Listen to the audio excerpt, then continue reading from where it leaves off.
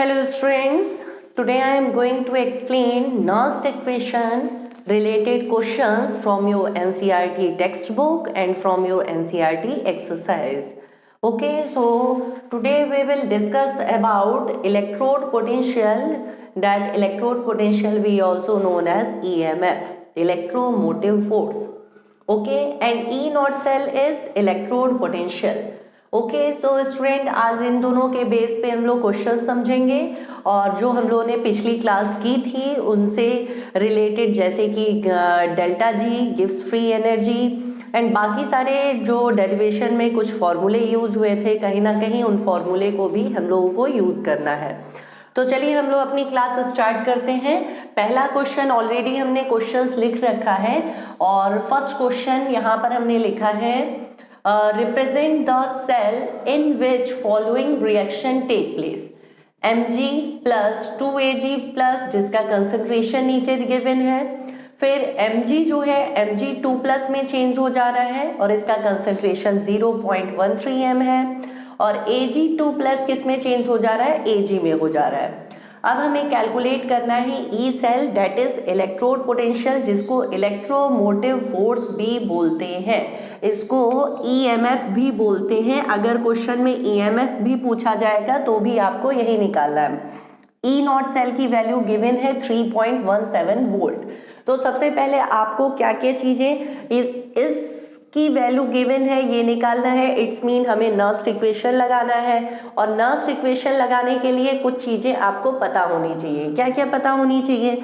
Nernst equation का formula क्या है? E cell is equals to E not cell minus 0.0591 upon N log anode का concentration upon cathode का concentration.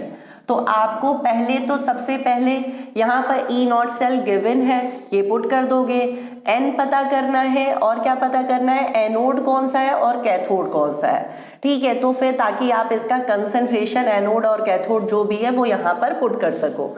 तो चलो देखो यहाँ पर ये जो दोनों रिएक्शन लिखे हुए हैं, इन रिएक्शन में कितने इलेक्ट्रॉन का इंक्रीमेंट हो रहा है और डिक्रीमेंट हो रहा है। तो देखो यहाँ पर अगर हम लोग देखेंगे, इसको हम अगर दोबारा लिखें तो यहाँ पर ऐसे है, देखो Mg plus 2Ag plus gives out Mg plus plus और प्लस 2Ag, ये है। तो Mg को आपको क्या करना है, Mg से कंपेयर करना है। Mg का ऑक्सीडेशन नंबर यहाँ पर कुछ नहीं है तो 0, और ये 0 से क्या हो गया, +2। इट्स मीन की ऑक्सीडेशन नंबर 0 से +2 हुआ, इट्स मीन की 2 यूनिट ऑक्सीडेशन नंबर इंक्रीज हुआ है। ठीक है, clear, 2 unit oxidation number increase हुआ है। अब Ag को Ag से कंपेयर करो तो 2 यूनिट ऑक्सीडेशन नंबर इंक्रीज हुआ है, इसका मतलब ये क्या है, ऑक्सीडेशन रिएक्शन है, और कहाँ होगा, एनोड पे होगा। क्लियर, ये समझ में आ गया। अब Ag पे चलो Ag को Ag से कंपेयर किया तो यहाँ पर देखो 2Ag लिखा है, बकायदा बैलेंस है रिएक्शन, 2Ag यहाँ पर भी है, 2Ag यहाँ पर भी है। इस पे प्लस चार्ज कितना लगा है, 1 टाइम, 1 प्लस लगा है, 2 आगे लिखा है, तो अब इसको मल्टीप्लाई करके देखो तो यहाँ पर हो गया 2। ओके, और यहाँ पर 0 है तो यहाँ पर मल्टीप्लाई किया तो 0। ठीक, यानी कि ऑक्सीडेशन नंबर 2 से 0 हो गया, 2 से 0 हो गया। फिर से देखो +1 था, 1 2 से मल्टीप्लाई किया तो 2 हो गया, यानी कि इट्स मीन ऑक्सीडेशन नंबर 2, और यहाँ पर 2 0 से मल्टीप्लाई किया तो ऑक्सीडेशन नंबर 0, तो 2 से 0 हुआ, इट्स मीन कि 2 यूनिट ऑक्सीडेशन नंबर क्या हो रहा है, डिक्रीज हो रहा है। और डिक्रीज हो रहा है तो कौन सा रिएक्शन है, तो फिर ये है रिएक्शन, रिडक्शन रिएक्शन। क्लियर, तो ये कौन सा रिएक्शन हो गया, रिडक्शन रिएक्शन। तो अब रिडक्शन रिएक्शन कहाँ पर होता है, तो ये होता है कैथोड पर, कैथोड पे होता है। क्लियर, तो अब इट्स मीन कि Ag जो है वो क्या है, कैथोड है, ये क्या है, कैथोड है, और Mg जो है वो क्या है, एनोड है। क्लियर हो गया सबको। तो अब यहाँ पर आपको एनोड की जगह ये एनोड वाला कंसंट्रेशन रखना होगा और कैथोड की जगह कैथोड वाला कंसंट्रेशन रखना होगा। इतना समझ में आया। अब दूसरी चीज, इंपॉर्टेंट चीज, इंक्रीमेंट डिक्रीमेंट कितना हो रहा है, इधर भी 2 यूनिट इंक्रीमेंट हो रहा है और 2 यूनिट डिक्रीमेंट हो रहा है। तो इंक्रीमेंट डिक्रीमेंट जो है, इंक्रीमेंट भी 2 यूनिट और डिक्रीमेंट भी 2 यूनिट, इसका एलसीएम लोगे तो 2 ही आएगा। ठीक है, तो जो भी इंक्रीमेंट डिक्रीमेंट का एलसीएम होता है ना, वही क्या होता है, n होता है। इसी की यही एलसीएम जो हमने निकाला है ना, यही n है। ठीक है, जिसको हम लोग इलेक्ट्रॉन बोलते हैं कि it's mean 2 unit increment decrement हो रहा है, इट्स मीन 2 इलेक्ट्रॉन ऑक्सीडेशन में निकल रहे हैं और रिडक्शन में जा रहे हैं। ठीक है, तो ये हमने एलसीएम लिया है ना, ये क्या है, n है, जिसका मतलब क्या होता है, number of electron. Means 2 electron यहाँ पर इंक्रीज हुए हैं और 2 इलेक्ट्रॉन यहाँ पर क्या हुए, डिक्रीज हुए हैं। आगे बात समझ में, तो n की जगह क्या रखेंगे हम लोग, 2 रखेंगे। बात क्लियर। तो अब वैल्यू पुट करेंगे। ई नॉट सेल की वैल्यू है 3.17 माइनस 0.0591, n की जगह रखेंगे 2 लॉग एनोड का कंसंट्रेशन। अब देखो एनोड लिखना है तो एनोड है क्या, पहले वो सिंबल रिप्रेजेंट कर दो। तो एनोड हमारा क्या है, Mg है, तो हमने लिखा Mg प्लस प्लस एनोड है। Mg के आगे कोई 2, 3 कोफिशिएंट लगा है, नहीं लगा है, तो ऐसे ही रहने दो। कैथोड हमारा क्या है, कैथोड है Ag है, तो Ag लिखा, Ag पे 1 प्लस और Ag के सामने देखो 2 लिखा है। तो जब यहाँ पर कैथोड का हम लोग साइन लिखेंगे ना, तो Ag के सामने 2 लिखा है, तो ये कहाँ चला जाता है, कंसंट्रेशन में, पावर में। समझ लो, अगर यहाँ पर 2, 3 नहीं लिखा होता तो फिर हम पावर नहीं लगाते हैं। जैसे Mg प्लस प्लस हमने लिखा एनोड के लिए, जो कंसंट्रेशन वाला था ना, ठीक, तो इसमें Mg 1 टाइम है, इसलिए Mg एनोड है जो वो प्लस प्लस 1 ही टाइम, और ये Ag जो कैथोड है वो 2 आगे लिखा है, तो Ag प्लस के पावर में हम लोग क्या लिखेंगे, 2। ये ध्यान रखना, ये अक्सर बच्चे भूल जाते हैं, बहुत इंपॉर्टेंट चीज है। तो अब वैल्यू पुट करेंगे तो 3.17 माइनस 0.0 और इसको डिवाइड कर दीजिएगा, तो 2 2 4, 2 9 18, 2 5 10, 2 5 10। ठीक है, लॉग और Mg की वैल्यू रखेंगे, Mg की वैल्यू है 0.13 m। ठीक है, और Ag की वैल्यू क्या है, 0.001 m की पावर 2। क्लियर, समझ गए। अब ये पावर वगैरह कैसे सॉल्व करनी है, तो ये देखो पावर सॉल्व करने के लिए 3.17 माइनस 0.02955 और लॉग, इस चीज को सॉल्व करने का काम तरीका हम तुम लोग को समझा देते हैं। इस चीज को पहले इतने हिस्से को किनारे लिख लिया करो और अच्छे से सॉल्व कर लिया करो। जब सॉल्व कर लोगे जो भी वैल्यू आएगी वो यहाँ पर डायरेक्ट पुट कर दिया करो। क्लियर।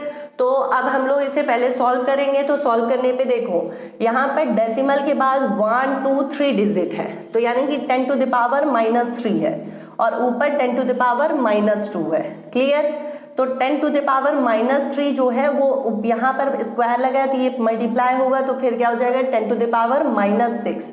देखो डेसिमल के बाद 1 2 3 तो हम लोग यहाँ पर थे students log 13 that means 0.13 upon 0.001 की पावर 2। इसको सॉल्व करोगे तो देखो डेसिमल के बाद 3 डिजिट है तो 10 टू द पावर -3 हो जाएगा।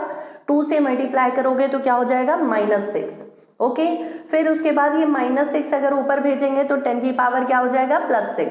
अब यहाँ पर हो सकता है इसी चीज को हम साइड में हम लोग सॉल्व कर लेंगे। log 0.13 into 10 to the power plus का 6 हो जाएगा, ये नीचे वाला ऊपर चला जाएगा।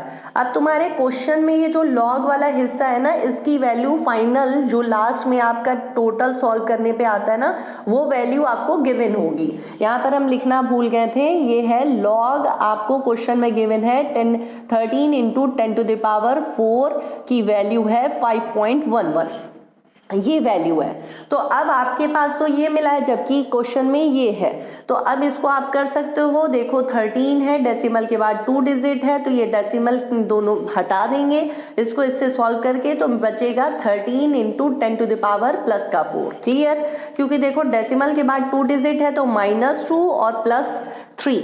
ठीक है, डेसिमल पीछे शिफ्ट करोगे तो फिर 10 टू द पावर यहाँ पर क्या मिलेगा -2, इसको हटाओगे तो 13, ये चीज जो है ना ऐसे होगा 13 इंटू 10 टू द पावर -2 और ये प्लस का 6 था, तो -2 + 6 सॉल्व करोगे तो ये हिस्सा बचेगा। देखो ये दोनों आपके सॉल्व करोगे तो ये बचेगा, यानी कि log 13 into 10 to the power plus का 4 और इसकी वैल्यू गिवन है 5.11।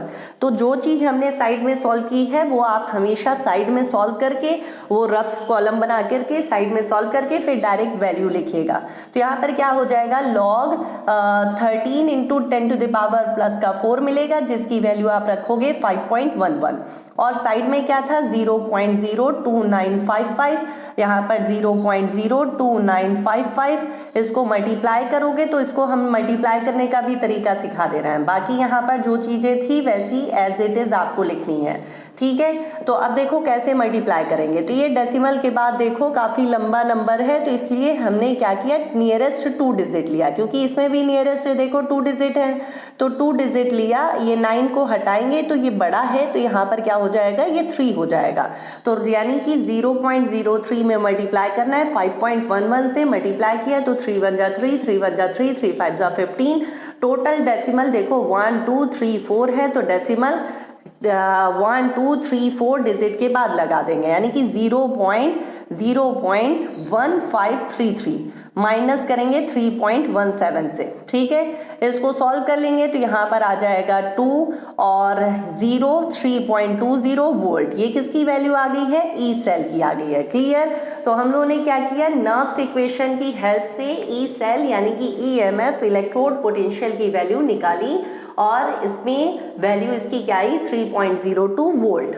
ओके, एक और चीज तुम लोग को समझा देते हैं। अगर इसी इक्वेशन का हम कहें कि सेल नोटेशन लिखो, सेल नोटेशन किसे बोलते हैं, तो ये देखो बगल में हमारा क्वेश्चन लिखा हुआ है, ये सब क्या है, सेल नोटेशन है। अभी इस क्वेश्चन को भी डिस्कस करेंगे।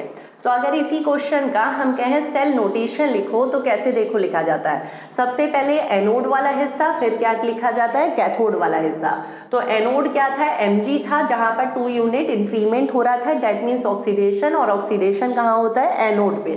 तो हमारा Mg किस में बदल गया था, Mg2+ में बदल गया था। फिर उसके बाद ये फर्स्ट हाफ सेल का रिएक्शन हो गया और Mg2+ का कंसंट्रेशन क्या था, 0.13 m था। फिर उसके बाद Ag जो है वो प्लस से किस में बदल गया था, Ag में, और Ag+ का कंसंट्रेशन था 0.01। ओके, जब सेल नोटेशन लिखते हैं तो ये जो रिएक्शन में ये बैलेंस करने के लिए कोफिशिएंट लगे हुए हैं ना, वो हम लोग नहीं लगाते हैं। आगे बात समझ में, तो हम लोग यहाँ पर आगे जो फ्रंट में कोफिशिएंट लगता है वो नहीं लगाते हैं, वो जब रिएक्शन लिखते हैं तब बैलेंस करके लगाते हैं। तो ये है इसका सेल नोटेशन। क्या है, इसको क्या बोलते हैं, सेल नोटेशन। ओके, तो क्वेश्चन कभी कभार इस ऐसे सेल नोटेशन की हेल्प से भी पूछा जाता है, जैसे कि यहाँ पर पूछा गया है। ओके, तो अब इसका स्क्रीनशॉट ले लो और फिर हम लोग ये वाला क्वेश्चन करते हैं। ले लिया, रब करते हैं ये हिस्सा। तो अब हम लोगों का नेक्स्ट क्वेश्चन है, write down the Nernst equation and EMF of the following cell. और सेल गिवन है, फर्स्ट सेल गिवन है Mg++ में, और Cu किस में चेंज हो गया है, Cu++ किस में चेंज हो गया है, Cu में। तो कैसे लिखोगे, रिएक्शन लिखो, देखो लिखने का तरीका, Mg चेंज हो जाएगा Mg++ में, और जो Cu है Cu++ यहीं पे लिखेंगे, चेंज हो जाएगा किसमें, Cu में। क्लियर, यहाँ पर बैलेंस करो, इसका कंसंट्रेशन दिया गया है 0.001 m और इसका कंसंट्रेशन देखो दिया गया है 0.001 m। ओके, दोनों का कंसंट्रेशन यहाँ पर सेम है। अब देखो एक और चीज, Mg यहाँ पर 1 टाइम, ये भी 1 time, Cu 1 time, Cu 1 time. अब टोटल यहाँ पर कितने प्लस है, तो 1 2 प्लस है, यहाँ पर भी टोटल कितने प्लस है, प्रोडक्ट के साइड 2 प्लस है, रिएक्शन बैलेंस है। अगर बैलेंस नहीं होता तो फिर बैलेंस करना पड़ता है। अब देखो कहाँ पर ऑक्सीडेशन हो रहा है, कहाँ पर रिडक्शन हो रहा है। तो यहाँ पर ये देखो 0 से +2 हो गया, यानी कि 2 यूनिट क्या हो गया, इंक्रीज हुआ। तो यानी कि ये क्या है, एनोड है, क्योंकि यहाँ पर क्या हो रहा है, ऑक्सीडेशन। ये देखो +2 से 0 हो गया, यानी कि 2 यूनिट क्या हो गया, डिक्रीज हो रहा है। इसका मतलब ये क्या है, कैथोड है। तो एनोड कौन सा है, कैथोड कौन सा है, समझ गए तुम लोग। चलो अब हम लोगों को क्या करना है, नर्स्ट इक्वेशन लिखना है। तो ये क्या हो गया, हमारा नर्स्ट इक्वेशन हो गया। ये नर्स्ट इक्वेशन है जिसमें हम लोगों ने बकायदा इसी सेल नोटेशन की हेल्प से ये लिखा है नर्स्ट इक्वेशन। ओके, अब ईएमएफ हम लोगों को कैलकुलेट करना है। तो ईएमएफ कैलकुलेट करने के लिए यानी कि ई सेल कैलकुलेट करना है। ई सेल क्वेश्चन मार्क है, जिसे हम लोग क्या बोल सकते हैं, ईएमएफ भी बोल सकते हैं। ओके, और हम लोगों को ई सेल कैलकुलेट करने के लिए क्या पता होना चाहिए, ई नॉट सेल पता होना चाहिए। E not cell is equals to क्या होता है, ई कैथोड। कैथोड यहाँ पर क्या है, कैथोड का काम क्या कर रहा है, सीयू कर रहा है। तो CU plus plus oblique CU minus E anode यानी कि MG oblique MG plus plus. Okay, तो इसकी स्टैंडर्ड वैल्यू हम लोगों को पता होनी चाहिए, और स्टैंडर्ड वैल्यू आपको बुक में टेबल जो प्रोवाइड है उसकी हेल्प से भी आप लिख सकते हो, या फिर ये वैल्यू जो है आपको मिलेगी क्वेश्चन में, ये वैल्यू आपको मिलती है, या फिर आप टेबल की हेल्प से भी कर सकते हो। तो हम लोगों का ये जो क्वेश्चन है इसमें Mg प्लस प्लस और Cu की वैल्यू क्या होगी, तो देखो Cu की वैल्यू होती है 0.34 वोल्ट। ओके, इसकी वैल्यू, और इसकी वैल्यू होती है माइनस का 2.37 वोल्ट। ओके, ये टेबल से हमने देख के लिखा है, तो ये टेबल से देख के लिखा है। अब क्योंकि वैल्यू आपको ये कहीं क्वेश्चन में यहीं पे गिवन होगी, ये एनसीईआरटी बुक में से आपका उठा के रखा है हमने क्वेश्चन, वहां पर नहीं रिप्रेजेंट किया है, लेकिन बोर्ड में क्वेश्चन में मेंशन होता है। तो ये वैल्यू इसकी रखी स्टैंडर्ड वाली कॉपर की, और एमजी की रखी। अब इसको सॉल्व कर लेंगे तो 0.34 वोल्ट और माइनस 2.37 वोल्ट, दोनों को सॉल्व करने पे 2.71 वोल्ट आ जाएगा, क्योंकि ये माइनस माइनस प्लस हो जाएगा तो ये प्लस कर देंगे। ठीक है, तो ई नॉट सेल तुम्हें मिल गया है। अब क्या चाहिए, ईएमएफ यानी कि ई सेल। अब E cell is equals to क्या है, E not cell minus 0.0591 upon N log anode. अब एनोड बताओ तुम्हारा क्या है, एनोड है Mg, तो हम लोग लिखेंगे Mg प्लस प्लस, सिर्फ एक बार है तो पावर में 1 हो गया। ठीक, अंडरस्टूड है। फिर अपॉन में कैथोड, कैथोड बताओ क्या है, Cu प्लस प्लस। ठीक है, इसकी भी पावर क्या हो गई, 1। अच्छा, n क्या होगा, तो नंबर ऑफ इलेक्ट्रॉन। तो बताओ 2 unit increment 2 unit decrement, it's mean 2 increment decrement, यानी कि 2,2 का एलसीएम क्या होगा, तो 2 होगा, इसका एलसीएम क्या होगा, 2 होगा। क्लियर, तो यहाँ पर n की वैल्यू क्या रखेंगे, इट्स मीन ये क्या है, n है। क्लियर, तो यहाँ पर रखा। अब ई नॉट सेल की वैल्यू रखी 2.71 माइनस 0.0591, n की जहाँ रखा 2, फिर लॉग इसका कंसंट्रेशन रखा 0.001 m, नीचे वाले का भी यही कंसंट्रेशन है, दोनों का देखो सेम है। ओके, दोनों का सेम है तो कैंसिल हो गया, ये 1 आ गया। ठीक है, log 1 की वैल्यू, डेट मीन्स log 1 नहीं बोल करके हम लोग 10 बोलते हैं, क्योंकि बाद में 0 लेट कर लिया जाता है log के केस में, और log 10 की वैल्यू क्या होती है, 1। तो यहाँ पर तो ये हो गया 1, और इधर सॉल्व किया है तो ये क्या हो गया, 0.02955, 0.02955 माइनस करके 2.171 था, तो ये 2.71 में से इसको माइनस कर दीजिएगा, तो नियरेस्ट 2 डिजिट लेते हैं, माइनस किया तो ये हो जाएगा आपका 69.29.69 वोल्ट। ओके, तो ई सेल की वैल्यू आ गई है। आ गई बात समझ में, बिल्कुल इसी तरीके से ये भी आप लोग करने की कोशिश कीजिएगा। क्वेश्चन को ये देखिए, यहाँ पर थोड़ा सा आपको क्या करना होगा, रिएक्शन को बैलेंस करना होगा। चलो इसको हम इसका ऊपर वाला हिस्सा बता देते हैं, तो ये इसका स्क्रीनशॉट लो जल्दी से। Okay, thank you. तो देखो अब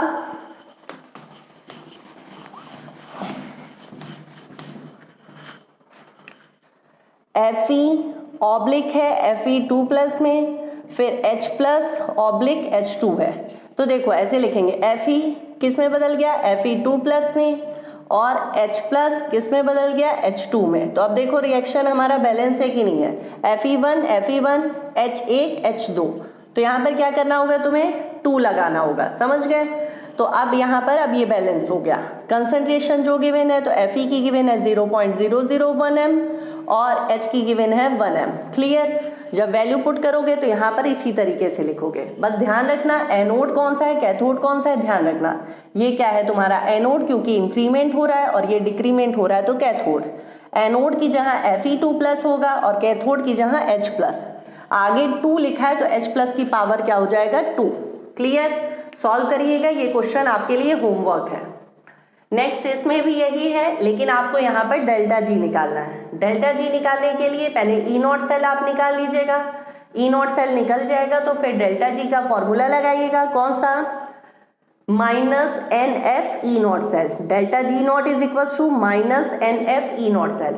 एन की वैल्यू आपको सिखा दिया है, एफ फैराडे 96500 और E not cell value that is cathode minus anode करके आपको पुट करना है। So student, I hope you understand how we will solve Nernst equation related questions and how can we calculate EMF. Okay, so solve these kind of questions and from your NCERT also, and if you have any kind of confusion you can ask to me. Thank you so much student, bye bye.